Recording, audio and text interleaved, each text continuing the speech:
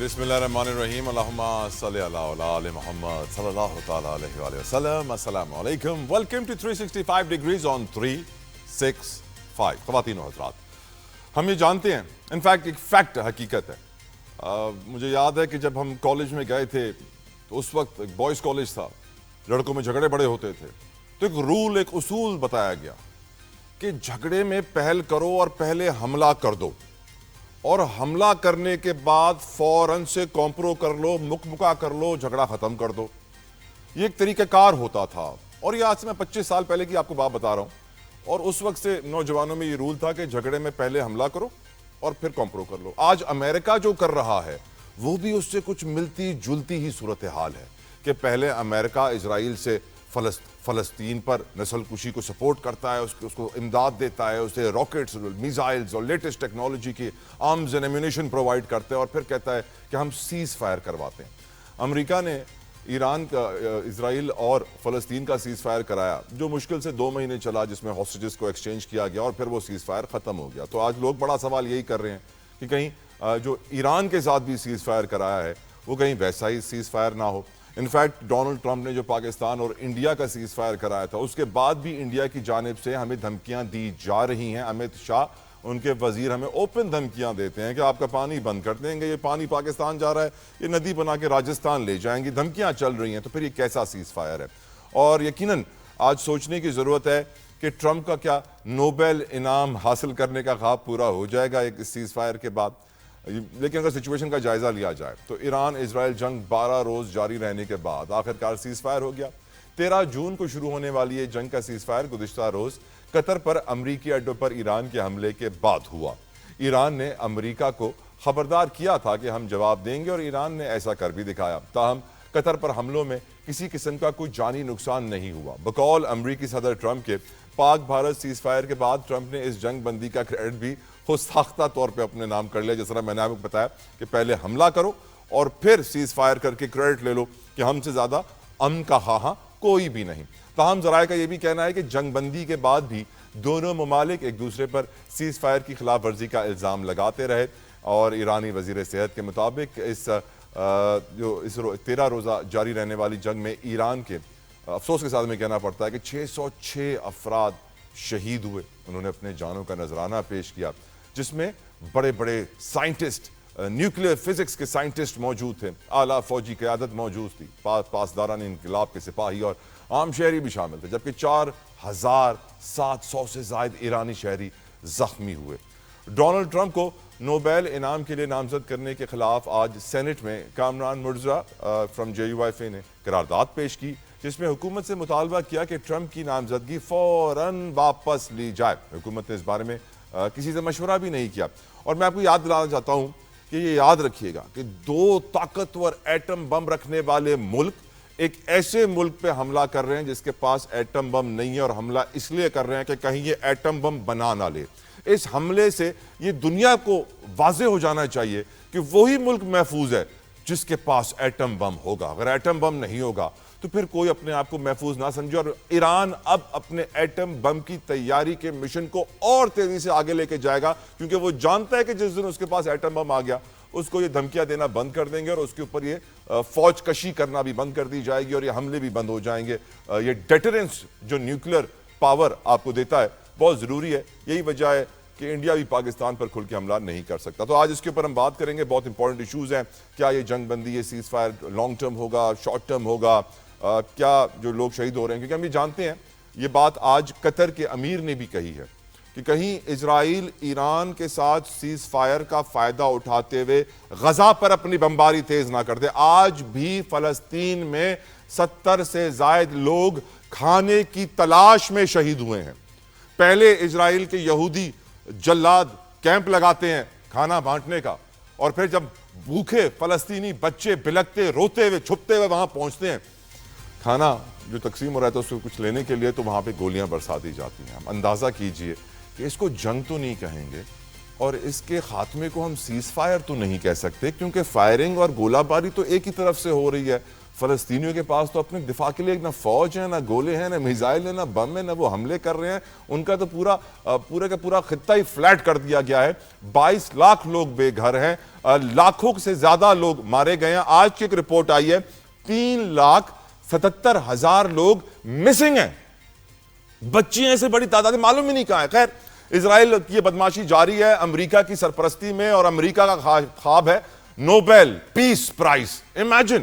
یقیناً اس پہ بات کریں گے، سیاسی صورتحال پہ ہی بات کریں گے. کہا جا رہا ہے علیمہ خان صاحبہ کا یہ سٹیٹمنٹ آیا اڈیالہ جیل کے باہر، یہ بانی پی ٹی آئی کو مائنس کر دیا گیا ہے.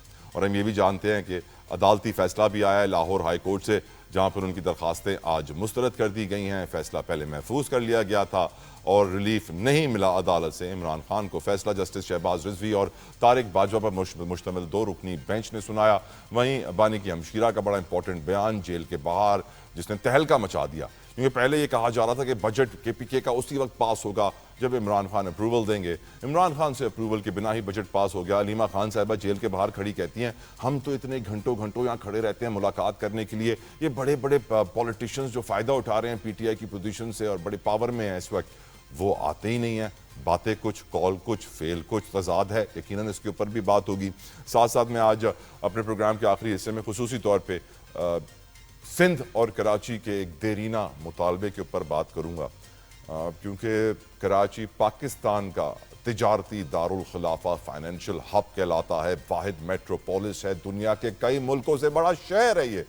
لیکن افسوس کے ساتھ پاکستان کو اتنا کما کے دیتا ہے، پر پاکستان اس کو موٹر وے نہیں دے سکتا، وہ سہولیات نہیں دے سکتا، وہ انفراسٹرکچر نہیں دے سکتا جو اس کا حق ہے. کیا وجوہات ہیں؟ ہم جانتے ہیں M6 موٹر وے میں بڑی کرپشن ہوئی تھی. 2 ڈپٹی کمشنرز تھے جو پیسے لے کے نکل گئے تھے. جو اماؤنٹ تھا کوئی 470-80 کروڑ کا، 4.8 بلین کے قریب کا اماؤنٹ تھا. نیب نے اب تک 2.7 بلین 270 کروڑ ریکور کر لیے ہیں. ایک ڈی سی صاحب کو گرفتار کیا ہے. 26 ملزمان اس وقت ضمانتوں پہ رہا ہیں. اب اندازہ کیجئے، اب نیب نے بھی جو 270 کروڑ پہ ریکور کیے ہیں پلی بارگین کے ذریعے، یعنی جس نے 100 روپے چوری کی ہوں گی ان کو کہا ہوگا کہ آپ 50-60 روپے دے کے آزاد ہو جائیں، 40 روپے رکھ لیں. اب یہ 60 روپے جو نیب نے ریکور کیے ہیں اس کے اندر سے بھی 20% مانگا جائے گا ایز ریکوری کمیشن حکومت سے ہی. یعنی حکومت کا پیسہ حکومتی عہدیدار نے چوری کیا، حکومتی ادارے نے وہ ریکور کیا، حکومتی ادارہ کمیشن مانگ رہا ہے ریکوری کا. اندازہ کیجئے پاکستان کے ٹیکس پیئر کے پیسے کے ساتھ کیا کھیل کھیلا جا رہا ہے. گفتگو کا آغاز کریں گے وداؤٹ اینی فردر ڈیلے. اپنے مہمانوں کا تعارف کروانا ویلکم کروں گا اپنے پینل پہ. سب سے پہلے فردوس شمیم نقوی صاحب فرام پاکستان تحریک انصاف. بہت شکریہ نقوی صاحب آپ کی قیمتی وقت کے لیے. سر جزاک اللہ خیر. سینئر ڈیفنس اینالسٹ ہیں میجر محسن رضا صاحب. بہت بہت شکریہ میجر ریٹائرڈ محسن رضا صاحب آپ کی قیمتی وقت کے لیے. جزاک اللہ خیر. سب سے پہلے میں ٹرمپ کو ڈسکس کرنا چاہتا ہوں آپ کے ساتھ. نقوی صاحب، ٹرمپ ایسا مجھے لگ رہا ہے کہ خود وہ جنگ شروع کراتا ہے، خود وہ جنگ ختم کرتا ہے، خود سیز فائر کا اعلان کر کے اپنے آپ کو نوبیل پیس پرائز کے لیے بھی نومینیٹ کروانا چاہتا ہے. یعنی مجرم بھی خود، پولیس بھی خود، عدالت بھی خود، اور آخر میں اپنے آپ کو ہیرو ڈکلیئر کرنے والا بھی خود. یہ جو سیز فائر آپ دیکھ رہے ہیں، ڈو یو تھنک یہ لانگ ٹرم ہوگا، ٹیمپرری ہے، یا پھر اس کے پیچھے بھی کچھ ٹارگٹس ہیں؟ Your views on the whole Iran Israel and American situation sir. Let's start historically. پہلی چیز تو یہ ہے کہ جو حملہ تھا اسرائیل کا، وہ تمام انٹرنیشنل نارمز کے خلاف تھا. کریکٹ. اس کے بعد اس حملے کا جواب دینے کی رائٹ ایران کے پاس تھی، انہوں نے وہ ایکسرسائز کی. جب اسرائیل کے پسینے چھوٹنے لگے تو انہوں نے کسی نہ کسی بہانے سے ڈونلڈ ٹرمپ صاحب کے ہاتھ پیر جوڑ کے ان کو بھی جنگ میں گھسیٹ لیا. ایک اتنا سینئر لیڈر نے کہا کہ میں ایران کو 2 ہفتے دیتا ہوں، اور اس نے وعدہ خلافی کر کے 2 دن بعد بمباری کر دی. کریکٹ. وہ بھی کوئی اچھی مثال نہیں ہے.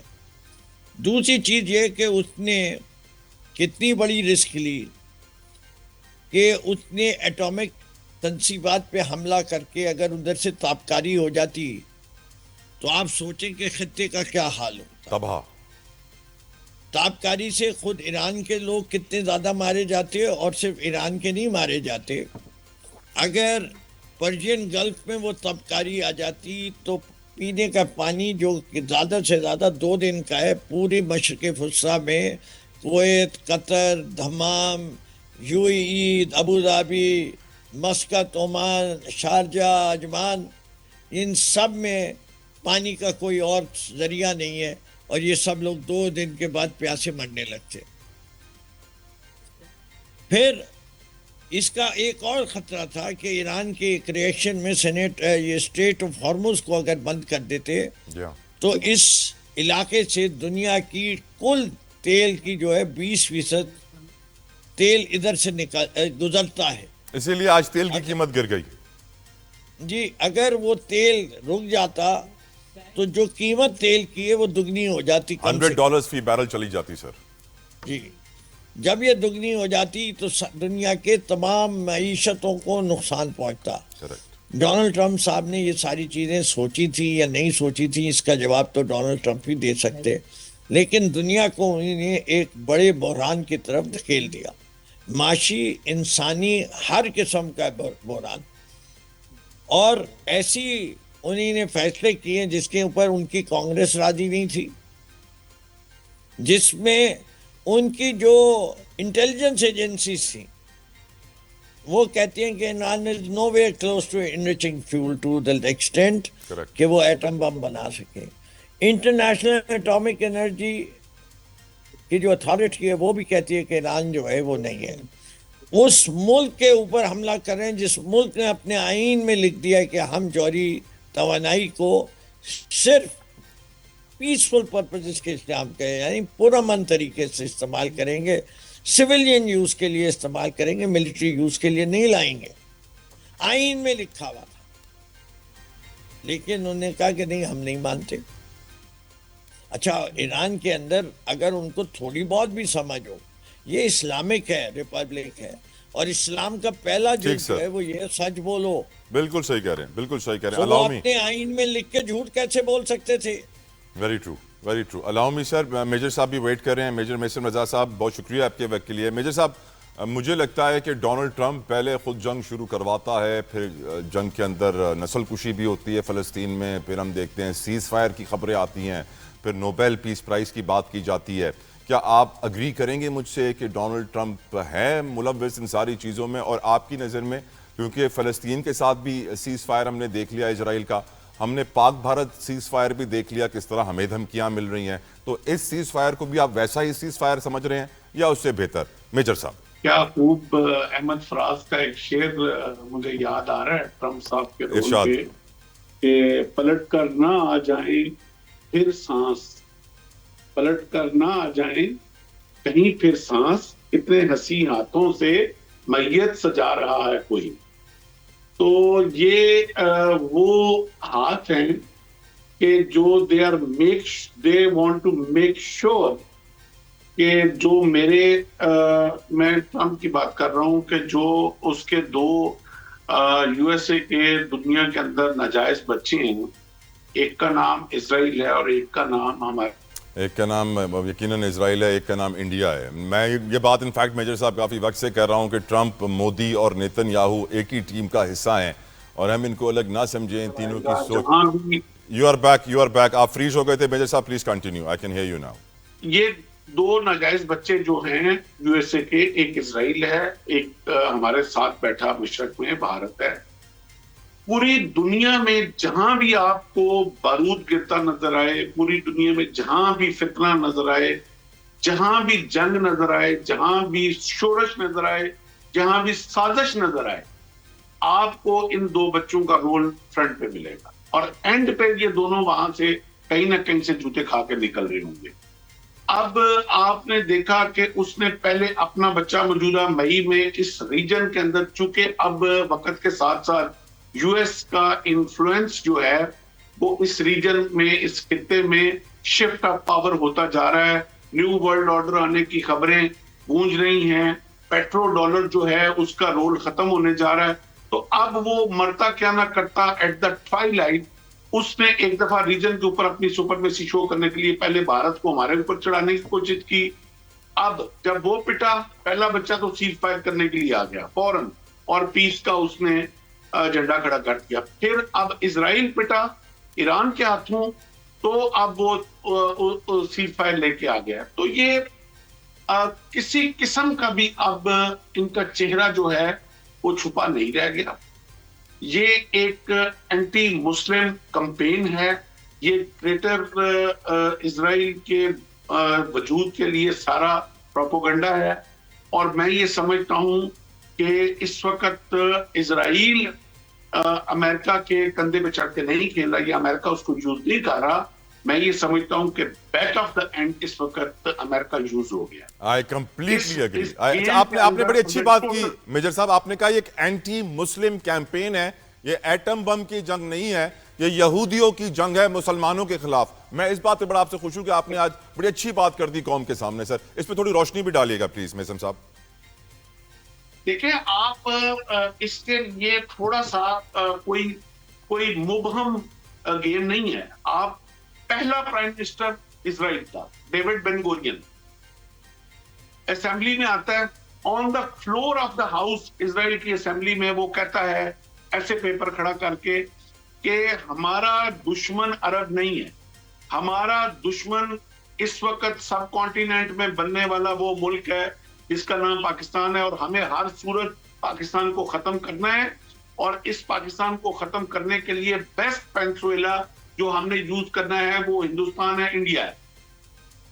اب یہ کوئی ایسی, آپ انٹرنیٹ کھولیں, آپ گوگل کھولیں, آپ یوٹیوب کھولیں, یہ بن گورین کی سپیچ آن دا فلور 1967 کی موجود ہے. تو اب اور وہ ہم دشمن کیوں ہیں, اس کو پتا ہے کہ ہمیں اللہ پاک نے بنایا اس دن کے لیے ہے جس نے وہ, جس طرح ڈاکٹر اسرار صاحب نے بڑی خوبصورت بات کی کہ خدا دوائی پہلے بناتا ہے دنیا میں, اس کا توڑ پہلے بناتا ہے, بیماری بعد میں لے کے آتا ہے. یہ بیماری ہم سے 9 مہینے بعد پیدا ہوئی, توڑ ہم سر وہ ڈاکٹر اسرار صاحب نے یہ بھی کہا تھا کہ سر سارے سنی سو رہے ہیں, بس ایک اہل تشیع ملک ہے جس میں طاقت ہے ان یہودیوں کو جواب دینے کی.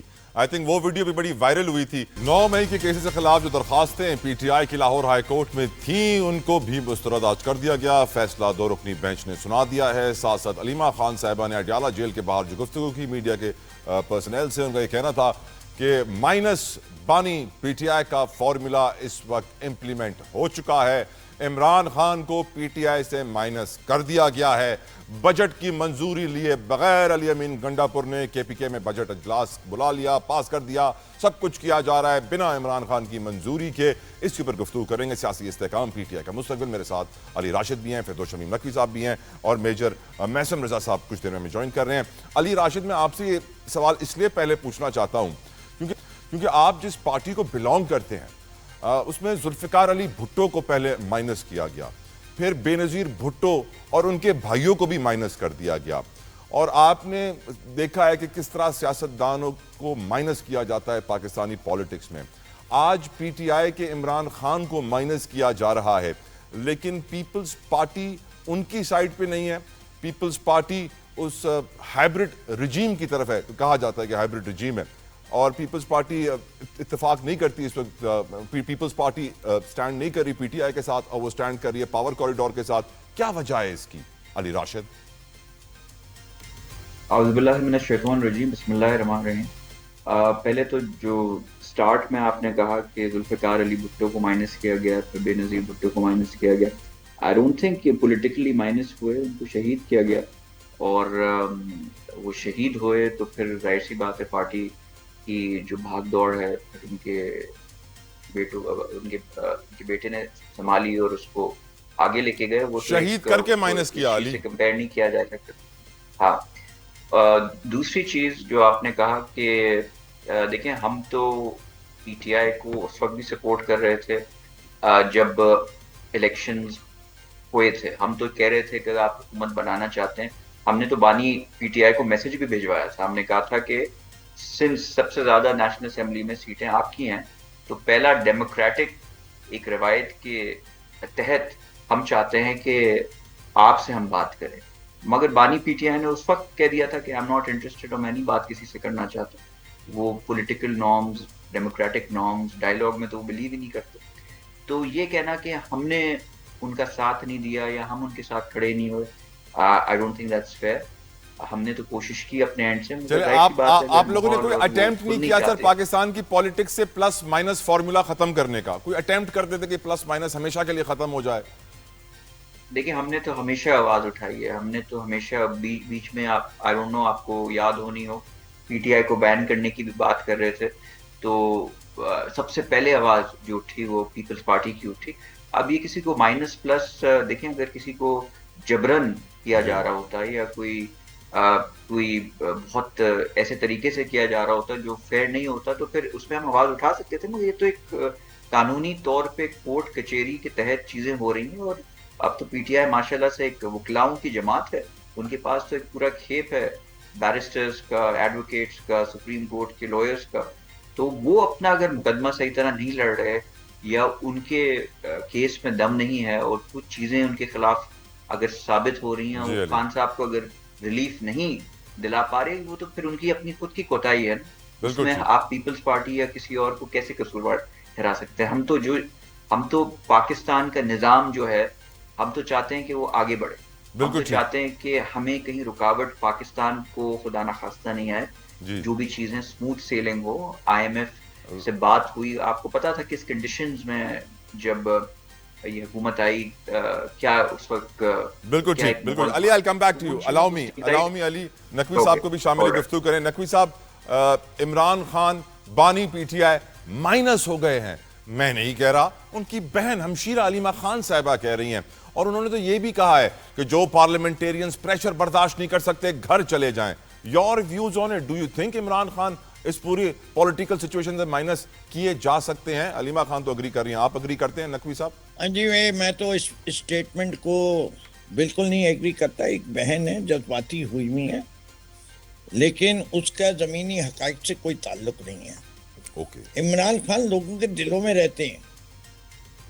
عمران خان کو کوئی بھی مائنس نہیں کر سکتا، ان کی پارٹی بھی ان کو مائنس نہیں کر سکتی، حکومت وقت بھی نہیں کر سکتی، فوج بھی نہیں کر سکتی.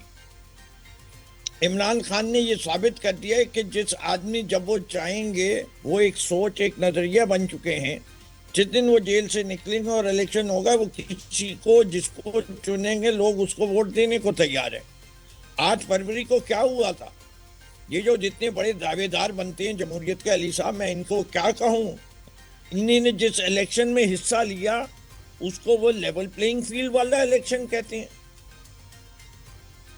کہ، اور جو کچھ اس کے بعد ہوا ہے، سپریم کورٹ کے جو ججمنٹس آئے تھے، 11-2 کا ججمنٹ آیا، جو 26ویں آئینی ترمیم کے بعد جو کانسٹیٹیوشنل کوڈ بنا ہے اور اس کے جو فیصلے آ رہے ہیں، اس سے جوڈیشری کا مذاق پڑا ہے یا توقیر ہوئی ہے یا تحقیر ہوئی ہے. میں سمجھتا ہوں کہ جتنے یہ جمہوریت کے دعوے دار ہیں اتنے وہ ہیں نہیں. ان کی کردار سازی دیکھ لیجئے نا، بالکل جس ٹھیک. چیز میں ان کا بھلا ہوتا ہے وہ یہ فائدہ اٹھا لیتے ہیں. دیکھیے صدر آصف زرداری صاحب نے بڑے ہی عدالتوں کو فیس کیا، تو بھائی صدر بننے کے بعد پریزیڈنشل ایمنسٹی کیوں لی؟ ٹھیک. یہ مجھے بتائیے، آج علیمہ خان صاحبہ یہ بھی کہتی ہیں کہ جو پارلیمنٹیرینز پریشر برداشت نہیں کر سکتے وہ گھر چلے جائیں. Before I come to you Naqvi صاحب، کیونکہ مجھے معلوم ہے آپ نے بڑا پریشر برداشت کیا ہے، اور علی راشد کیونکہ ایم کیو ایم میں بھی رہے ہیں، پیپلز پارٹی میں بھی رہے ہیں، پارلیمنٹیرین رہے ہیں کافی وقت سے. سو علی، جو پارلیمنٹیرینز ہیں ان پہ پریشر آتا ہے، کبھی آپ پہ پریشر آئے کسی چیز کا جو بہت زیادہ ہو اور کسی ایسی جگہ سے ہو کہ برداشت کرنا بھی مشکل؟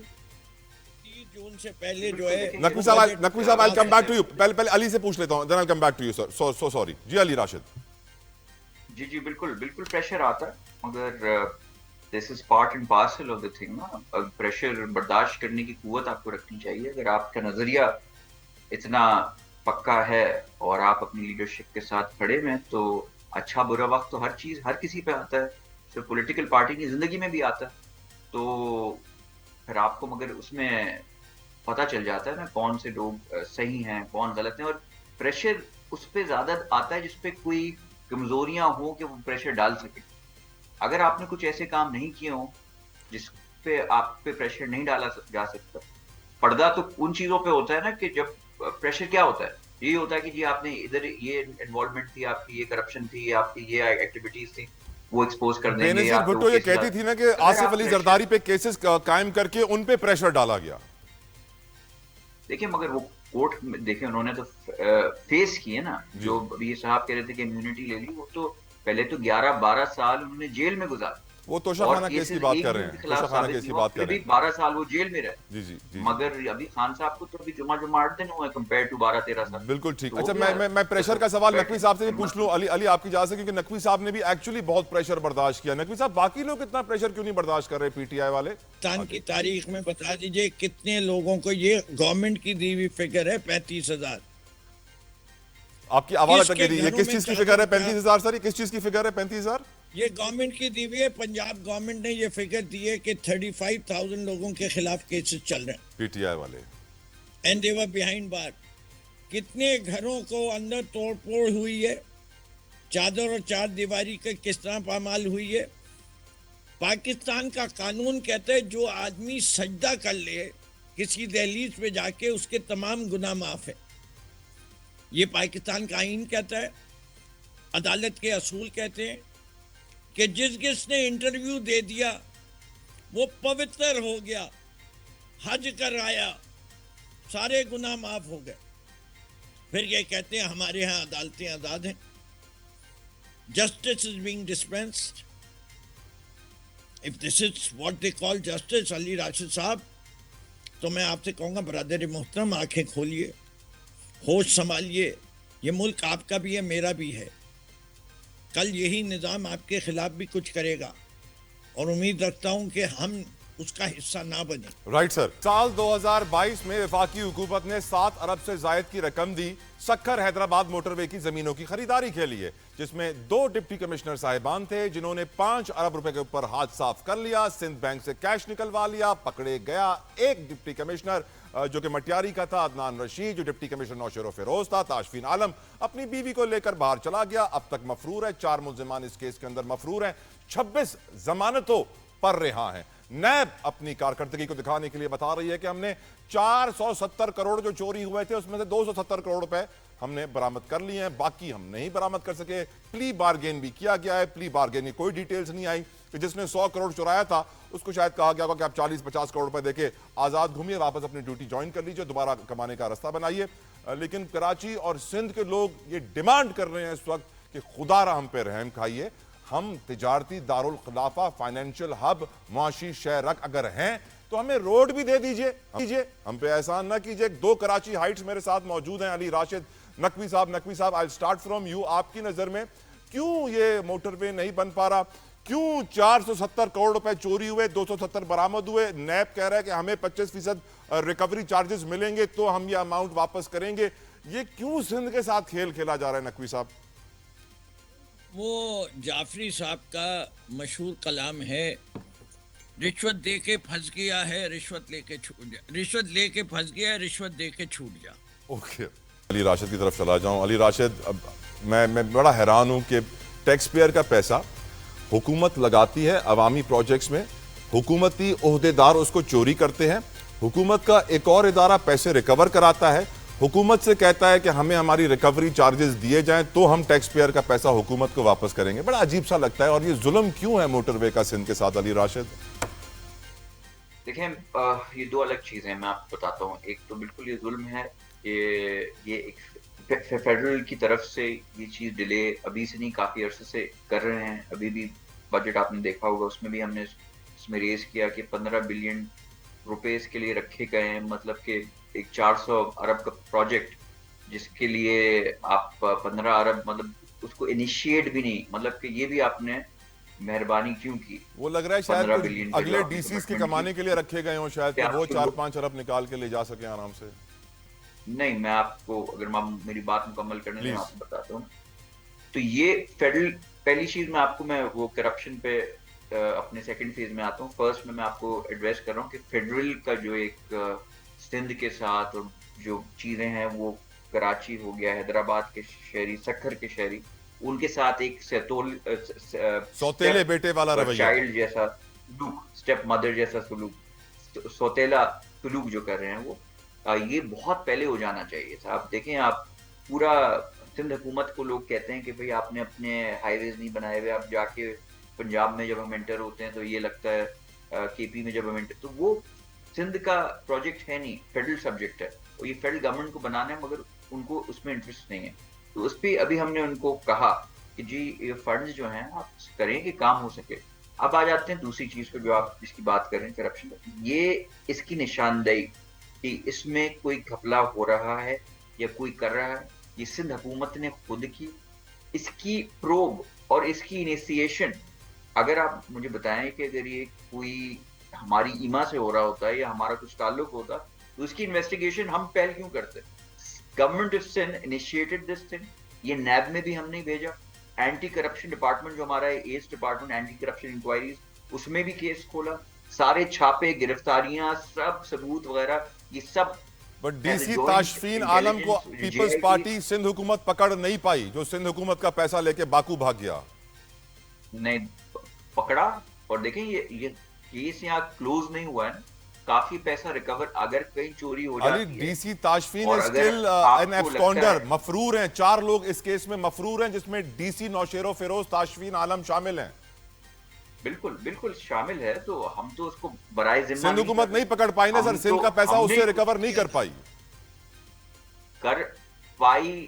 دیکھیں وہ کر پائی تو جب ہوتا ہے نا کہ جب آپ رک گئے ہو. ہم نے کافی حد تک ریکور کیا اور باقی تو انشاءاللہ کر لیں گے، اس میں آپ دو رائے نہیں رکھیں. ٹائم کورٹس ہوتے ہیں، کورٹ میں کیس چلا، اس کے کچھ تقاضے ہوتے ہیں، کچھ پروسیجرز ہوتے ہیں، اس کو تحت ہم نے سب چیزیں کی. مگر اگر آپ کہتے ہیں کہ سندھ گورنمنٹ تو کوآپریٹ ہی نہیں کر رہی، کورٹ میں چیزیں پیش نہیں کر رہی، کوئی ہرڈلز کریٹ کر رہی، ایسا کوئی بھی الزام آپ کو حکومت پہ لگتا ہوا دکھائی نہیں دے گا. In fact right Ali, I am out of time. Thank you Ali Rashid صاحب، آپ کا شکریہ. فردوس شمیم نقوی صاحب آپ کا بھی شکریہ. سندھ حکومت ان لوگوں کو پکڑ تو رہی ہے علی، لیکن کاش انہیں ایسی سزا بھی دے کہ کسی اور کی کرپشن کرنے کی ہمت ہی نہ ہو سندھ کے اندر، خاص طور کے اوپر. میں سمجھتا ہوں کہ جب تک ہم سزائیں نہیں دیں گے، ضمانتوں پہ رہا کرتے رہیں گے، کرپشن اسی طرح جاری رہے گی. مجھے اجازت دیجیے. I'll see you tomorrow. اللہ حافظ.